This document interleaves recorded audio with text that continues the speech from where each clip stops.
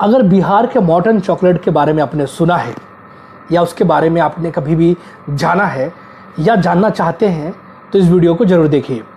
नमस्कार, मैं अविनय सिंह और आप देख रहे हैं YPA टीवी।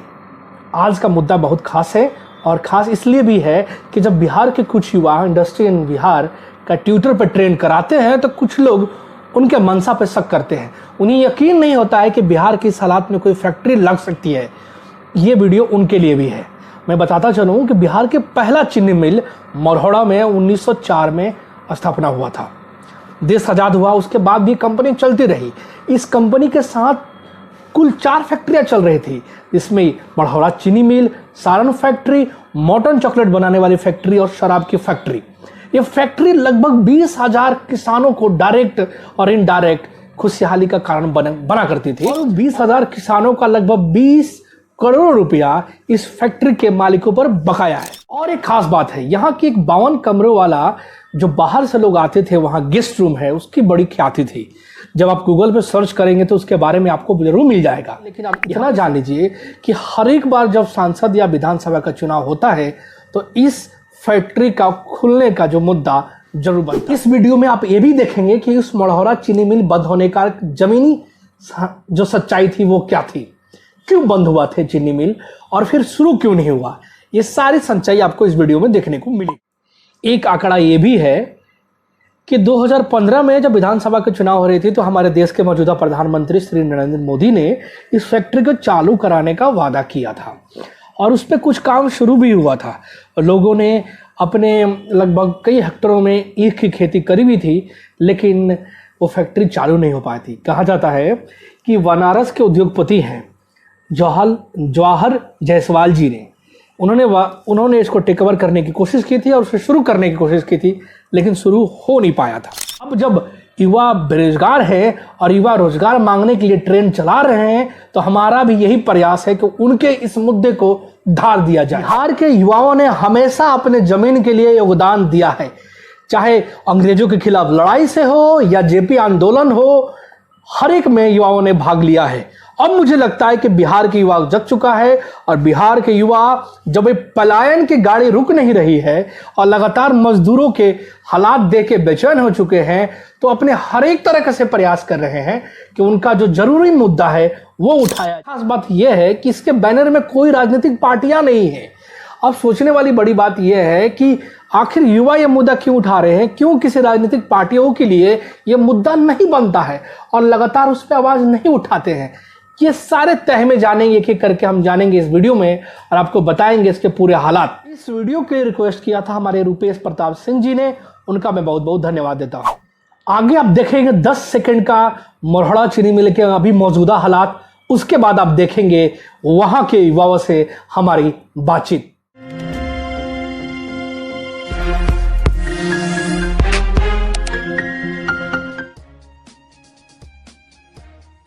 हमारे मेहमान आज जुड़े हैं, मैं चाहता हूं कि अपना परिचय दें और उसमें भी बताएं कि क्या उनके परिवार के किसी सदस्य ने मॉर्टन चॉकलेट खाया है क्या।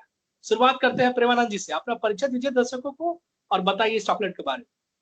जी नमस्कार, मैं प्रेमानंद प्रसाद और परिवार क्या सर, मैं खुद मॉर्टन का चॉकलेट खाया हूँ। अच्छा। बहुत ज़्यादा जी, क्योंकि मेरा उम्र करीब 42-43 हो गया है। तो उस समय मॉर्टन फैक्ट्री चलता था, मेरे सामने चारों फैक्ट्रियाँ चलती थी। मॉर्टन चॉकलेट मैं खूब खाया हूँ, बहुत ज़्यादा। और एक साल दिलचस्प रहेगा, जी आगे जानना दिलचस्प रहेगा। बाकी हमारे मेहमान भी अपना परिचय दें और अपने बताइए इस चॉकलेट का। जी जी विशाल जी। नमस्कार, मेरा नाम विशाल कुमार हुआ, मैं मरौड़ा का ही निवासी हूँ। मतलब बाकी तो फैक्ट्रियां नहीं, लेकिन हाँ मैंने मॉर्टन का चॉकलेट जरूर खाया है। मतलब बहुत छोटा था तब, लेकिन बाकी फैक्ट्रिया को तो बहुत पहले इन्होंने वीरान कर दिया। हाँ, लेकिन मैंने मॉर्टन का चॉकलेट खाया है। जी अब बारी है उस्मान जी की, आप बताएं अपने बारे में। जी नमस्कार, मैं अंशुमान द्विवेदी मरौड़ा मिर्जापुर से हूँ और हमको लगता है कि आज से तकरीबन 15-20 साल पहले तक केवल एक ही चॉकलेट था हमारे बिहार में, सबसे प्रमुख चॉकलेट के रूप में जाना जाता था, तो मॉर्टन मिल का ही चॉकलेट था और इसकी उपलब्धि किसी से कहीं छुपी हुई नहीं है। मॉर्टन चॉकलेट के बिना चॉकलेट की दुनिया सुनी कही जाती थी। भले ही आज अपनी ये परिस्थिति को दर बदर भटक रहा है, लेकिन मॉर्टन चॉकलेट ही बचपन का एक सहारा हुआ करता था। देखिए, हम मुद्दे से बिल्कुल नहीं भटकेंगे, आपका ज्यादा जीबी भी खर्च नहीं कराएंगे, सीधा मुद्दे पे आते हैं। इस मिल हर एक चुनाव में हर एक नेता, चाहे प्रधानमंत्री हो, मुख्यमंत्री हो, सांसद हो, विधायक है, ये मुद्दा उठाता है। मुद्दा राजनीतिक बनता है, लेकिन जरूरी मुद्दा नहीं बन पाता, इस पे कुछ काम नहीं हो पाता है। शुरुआत करते हैं, सुमन जी, आपकी इस पे क्या राय है, क्या कारण देखते हैं आप? देखिए, सबसे पहले मिल को एकत्रित करने के लिए कभी भी किसी राजनेता ने इस पर विशेष ध्यान नहीं दिया, चाहे वो हमारे माननीय सांसद हो, विधायक हो, यहाँ तक कि हमारे आज प्रधान सेवक यानी प्रधानमंत्री जी भी एक बार यहाँ पे चुनावी सभा करने आए थे सिलौड़ी में, सिलौड़ी हाई स्कूल में।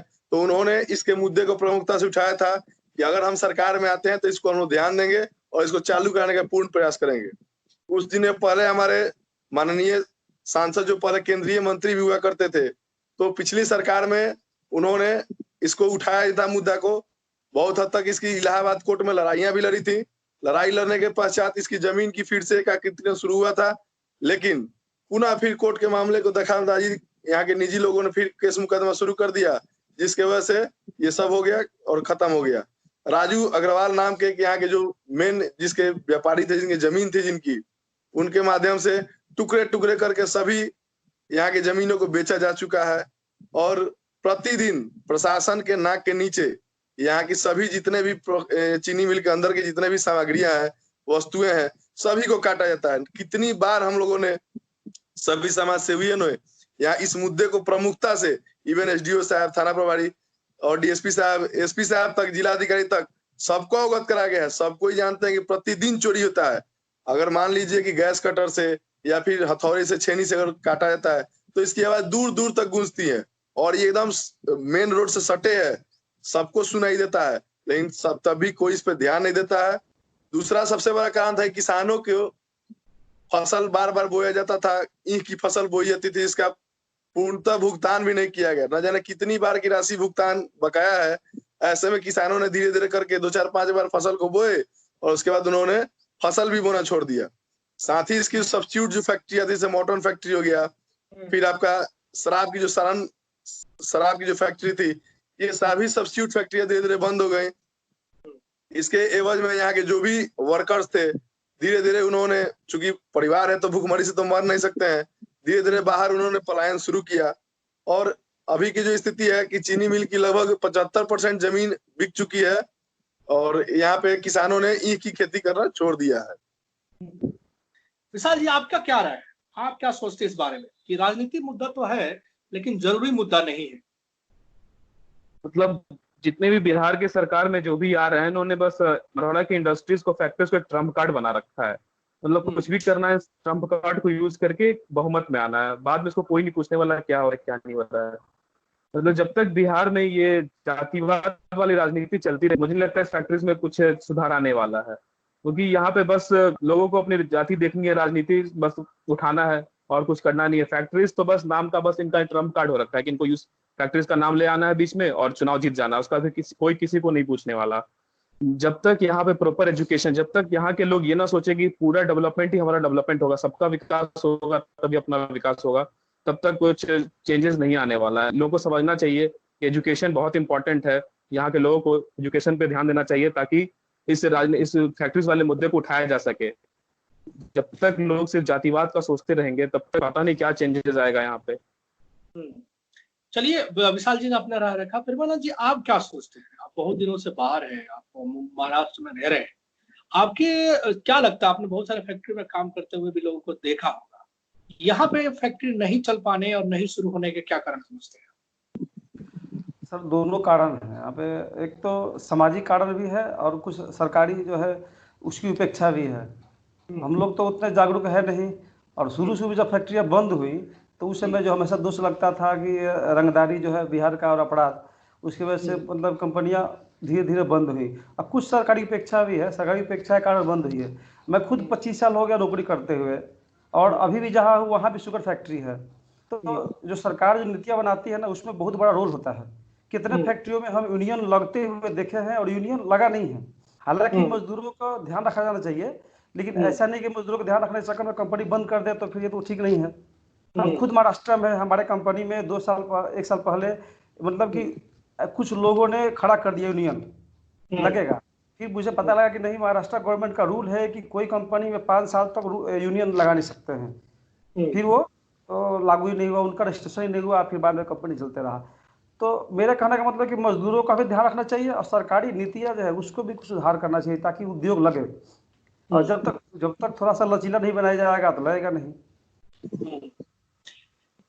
चलिए विशाल जी से मैं क्वेश्चन पूछता हूँ। विशाल जी, मान लीजिए कि जातिवाद की राजनीति है, लोग भी इस जातिवाद के नेता भी करते हैं, तो लोग मतलब जो रोटी से बड़ा जात को कैसे मान लेते हैं? मतलब क्या, मतलब क्यों लगता है? मान लीजिए कि आपके अनुसार लालू प्रसाद यादव जी जातिवाद करते थे, क्या नीतीश सरकार भी जातिवाद की वजह से ही वो चीज नहीं कर पा रही है? वो करने की इच्छा शक्ति है ही नहीं।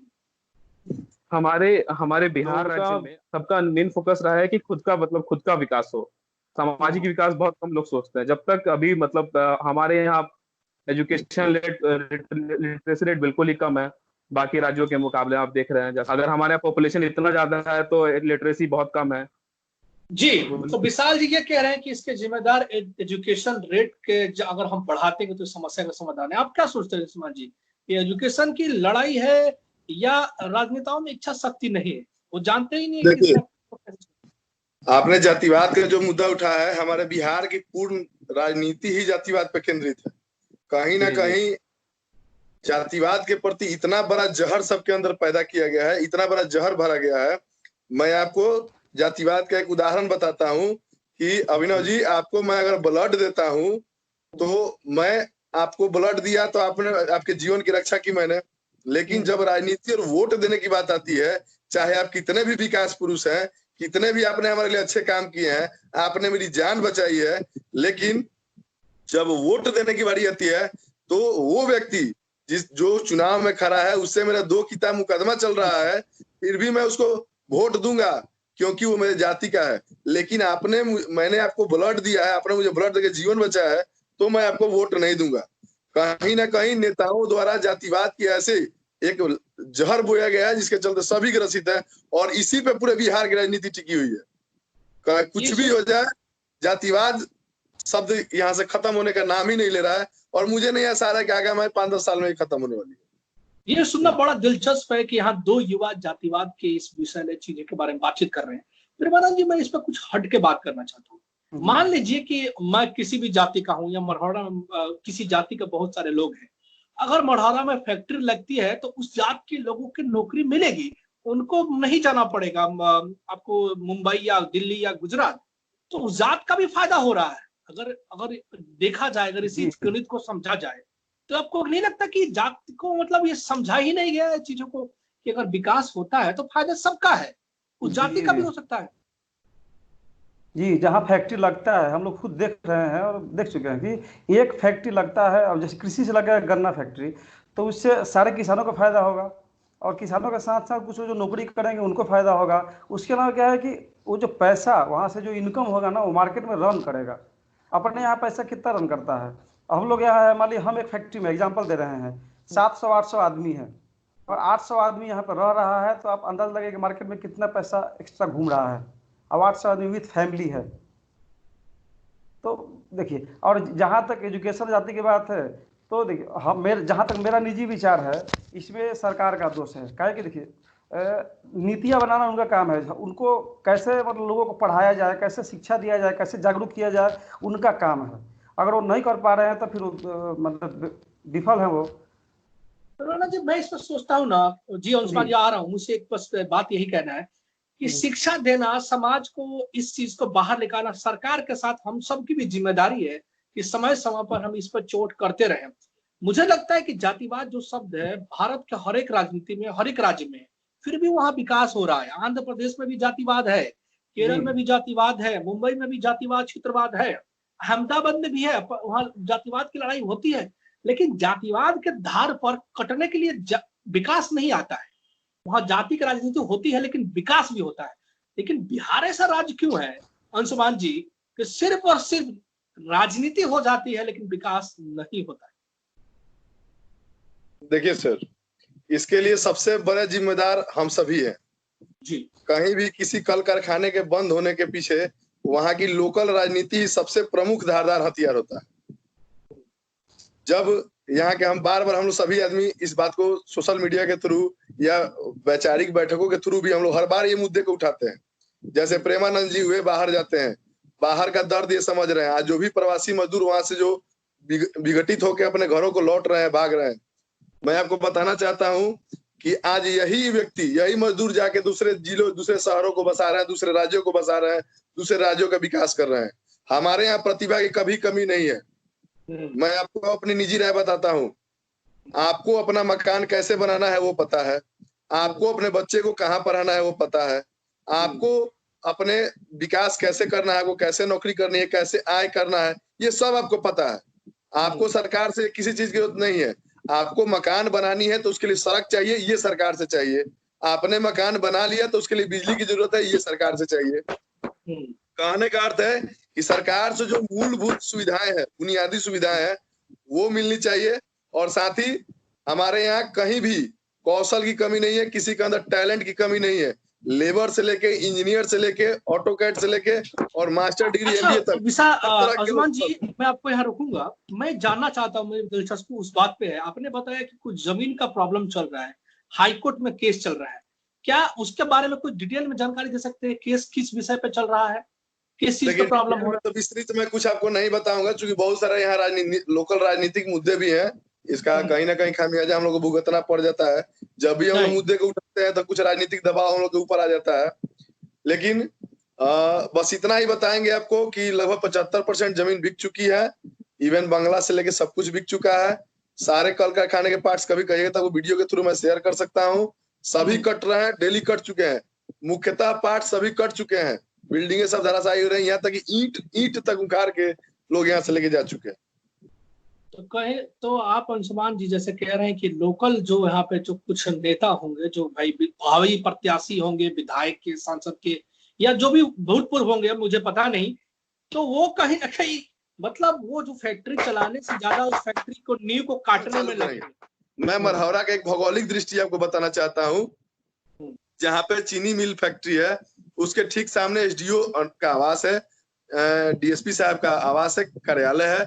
ठीक बगल में आपका बीएसएनएल का एक्सचेंज है। पूरे मरहौरा की सघन बस्तियां हैं, जहां पर लगभग सभी मरहौरा के दिग्गज राजनेता निवास करते हैं।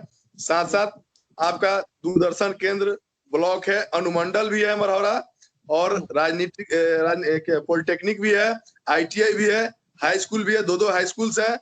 इतने सारे, समझिए कि सारे चीज 1 किलोमीटर के एरिया में ही है फैक्ट्री क्षेत्र से। इतने बड़े और औद्योगिक क्षेत्र को कवर किए हुए इस फैक्ट्री का हालत मैंने आपको बता दिया। इसकी शुरुआत अभी हो सकती है जब चुनाव में ये हमारी प्रमुख मांग हो, प्रमुख मुद्दा हो, या तो हमें उद्योग दो, रोजगार दो, तभी हमारा वोट लो। बहुत बढ़िया विशाल जी। अब विशाल जी जाना चाह, विशाल जी आपको क्या लगता है? हमें समझ में आ गया कि ये प्रॉब्लम है, आपके हिसाब से समाधान क्या होना चाहिए? शुरुआत कहाँ से करना चाहिए? समाधान तो सर यही है कि लोगों में जितनी ज्यादा जागरूकता फैले, लोगों को निजी स्तर से समझाया जाए कि आपके लिए फायदेमंद क्या होगा, आपका विकास कहाँ से उठने वाला, आपको विकास कहाँ से मिलेगा। मतलब जितना भी आपको आसपास से समझना चाहिए कि आपकी विकास कहाँ से रुकी पड़ी, क्यों आपके बिहार की ऐसी दुर्गति स्थिति है, क्यों आपके बिहार के लोग, बिहार के मजदूर बाहर पलायन कर रहे हैं, क्यों सारे मजदूरों का ये हाल है। सब समझने के लिए उनको निजी स्तर पर सोचना होगा। क्यों मतलब बिहार की पूरे भारत में ऐसी स्थिति बनी पड़ी है। सिर्फ राजनीति ही नहीं, मतलब राजनीति में लोग कुछ भी कर दे रहे हैं, जातिवाद पे वोट देते रहे हैं, मतलब किसी को कुछ मतलब नहीं है। बस खुद का समाज आगे बढ़ना चाहिए, खुद का घर आगे बढ़ना चाहिए, इससे नहीं हुआ। मतलब टोटल सारे पूरे बिहार के डेवलपमेंट का हमें सोचना चाहिए। तो पूरा बिहार डेवलप करेगा तो बेसिक है कि आपका भी घर डेवलप करेगा। इस स्तर पर लोगों को सोचना चाहिए। और मेन मुद्दा रहना चाहिए एजुकेशन पे। एक बार अगर कोई मतलब एजुकेटेड होगा तो उनका पूरा घर डेवलप्ड होगा, वो खुद में उनकी मानसिक स्थिति भी मतलब। एजुकेशन पे तो मैं अलग से एपिसोड करूंगा विशाल जी। अभी जो हालात है एजुकेशन में, उसमें तो हास्यास्पद है इस बारे में जोड़ना। एजुकेशन को अलग एपिसोड करूंगा तो बताऊंगा अभी हालात क्या है बिहार के। जी, हाँ वो तो है। मतलब जितने लोग ज्यादा जानकार होंगे अपनी स्थिति के बारे में, सोशल स्थिति के बारे में, सामाजिक स्तर से लोग जुड़ेंगे, उतना ज्यादा लोग समझेंगे इस चीज के बारे में। और लोगों को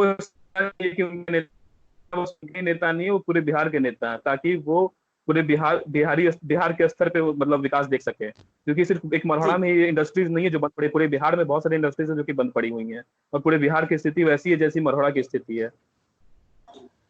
चलिए प्रेमानंद जी से मैं पूछना चाहूँ, प्रेमानंद जी आपका अनुभव है, मैं इसलिए आपसे बार बार जोड़ दे रहा हूँ, आपके हिसाब से आप बताइए, सच में संक्षेप में बताइए कि आखिर शुरुआत कहाँ से किया जाए, प्रॉब्लम अगर यहाँ से है तो शुरुआत हमें कहाँ से करना चाहिए? शुरुआत सर मेरा जो निजी विचार है तो दो ही है, कि शुगर फैक्ट्री का है, एक बड़ा प्रोजेक्ट है सर, उसमें थोड़ा पैसा इन्वेस्ट ज़्यादा लगेगा। तो जब तक सरकारी स्तर पर प्रयास न हो या कोई बड़ा उद्योगपति ना आए, जैसे आज ही मैं देख रहा था 2500 या 60 मीट्रिक टन का जैसे है 250 करोड़ का या 50 करोड़ 60 करोड़ लग रहा है, तो इतना तो छोटा मोटा आदमी नहीं लगा सकता। जैसे हम आप हैं खूब प्रयास करें 5 लाख 10 लाख 20 लाख लगा सकते हैं। तो ये जब तक सरकारी प्रयास न हो या कोई बड़ा उद्योगपति ना लगाए तब तक ये संभव नहीं है। चलिए आप लोगों से बात करके अच्छा लगा। मैं अपना इसमें टेक देना चाहता हूँ कि देखिए बिजनेसमैन का काम है राज्य को चलाना और बिजनेस लगाना। बिजनेसमैन पैसा वहां लगाता है जहां से उसको प्रॉफिट आने की संभावना रहती है, और दूसरी बात ये निष्कर्ष रहता है कि उसका बिजनेस खराब नहीं होगा, बिजनेस बंद नहीं होगा। तो इसके लिए सरकार जहां पे प्रशासनिक सही है, यानी प्रशासन इतना मदद करता है कि वो बिजनेसमैन का जान का खतरा नहीं हो, उसके जितने भी जान माल है यानी उसका जो पैसा वो सुरक्षित हो। तीसरा चीज उसका रोड मैप फ्यूचर दिखे कि इसमें पैसा लगाऊंगा तो आने वाले 10 साल में इसकी प्रॉफिट गेन करूंगा। तो ये दोनों चीजों के लिए एक ऐसे लीडरशिप की जरूरत है जो प्रेजेंटेशन बना सके, वो दिखा सके कि 20,000 गांवों से मैं गन्ना ला के दूंगा, उसके बाद आपका जो माल निकलेगा वो माल आपको पूरे देश में भेज सकते हैं। इसके लिए राज्य सरकार की भी जरूरत है और जरूरत है केंद्र सरकार का। किसी भी राज्य का और संसदीय क्षेत्र में काम कराने के लिए उस संसद और विधायक को मेहनत करना पड़ता है, लेकिन हमारे यहाँ पुलिया सड़क बनाने को ही विकास माना जाता है, क्योंकि जीविकोपार्जन करने के लिए आपको तो बाहर ही जाना है। अगर आप बाहर से काम लाएंगे तो उसके लिए आपको मंत्रालय में जाकर प्रेजेंटेशन देना पड़ेगा, और प्रेजेंटेशन में दिखाना पड़ेगा कि आपका बिजनेस सक्सेसफुल है और प्रशासन आपका मदद करेगा। हमारे दोस्तों की बात सुन के आपको लग गया होगा कि जहां पर एक बंद पड़ी फैक्ट्री में ईंट निकालने का काम शुरू है, वहां पे ईंट कैसे जोड़ा जाता है। आप ये गोल मोटोल बातों में पड़े रहते हैं कि जात की राजनीति बनी रहेगी। तो जात की राजनीति अगर खत्म नहीं करना चाहते हैं तो विकास की राजनीति को जोड़ लीजिए, क्योंकि अनपढ़ गंवारों का इज्जत नहीं होता है, और जो अपने यहाँ घर से मजबूत नहीं होता उसका बाहर में भी इज्जत नहीं होता है। इसलिए मैं कहना चाहता हूँ कि जितने भी जनप्रतिनिधि, आप नेता है, नेता का काम नेतृत्व करना है। नेतृत्व वही करता है जो भविष्य के बारे में सोचता है। तो मरोड़ा की ये 4 प्रक्रिया विशेष भविष्य हो सकती है। आज महात्मा गांधी, जवाहरलाल नेहरू और अटल बिहारी वाजपेयी, ना जाने कितने ऐसा नेता है जो निर्णय लेके आज लोग उनको याद करते हैं। आज आप भले ही करोड़ों कमा ले, लेकिन आने वाले 10 साल में आपके ही क्षेत्र का कौन सांसद विधायक है लोग भूल जाएंगे। लेकिन अगर फैक्ट्री बना लेंगे तो फैक्ट्री 100 साल तक खड़ी रही थी, लेकिन कुछ नेताओं से खत्म हो गई, आपका नाम अमर हो जाएगा। मेरा यही टेक था कि लोग इसको समझेंगे, हमारा प्रयास चलता रहेगा। जब जब मढ़ौरा का सवाल होगा तो मैं मॉर्टन चॉकलेट का आपको याद दिलाता रहूंगा, और वाईपीए टीवी और इन जैसे युवाओं को इस मंच पे लाता रहूंगा। आप सभी को बहुत बहुत धन्यवाद। नमस्कार।